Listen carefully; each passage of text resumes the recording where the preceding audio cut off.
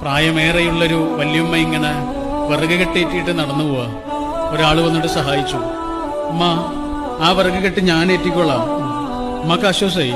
ഉമ്മ മുന്നിലും അയാൾ പിറകിലായിട്ട് ഇങ്ങനെ നടന്നു. മലഞ്ചെരുവിലെ ഒരു ചെറിയ വീട്, ഒരു കുടില്.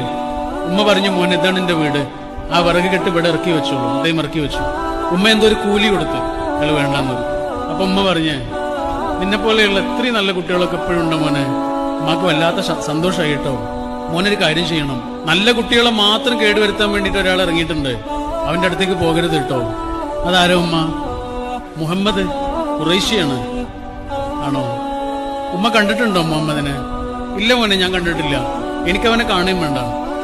ഉമ്മ, ആ മുഹമ്മദാണ് ഈ നിൽക്കുന്ന ഒരാദർശത്തെ എത്ര മനോഹരമായാണ് ജീവിതം കൊണ്ട് പരിഭാഷപ്പെടുത്തിയതെന്ന് ആലോചിച്ചു.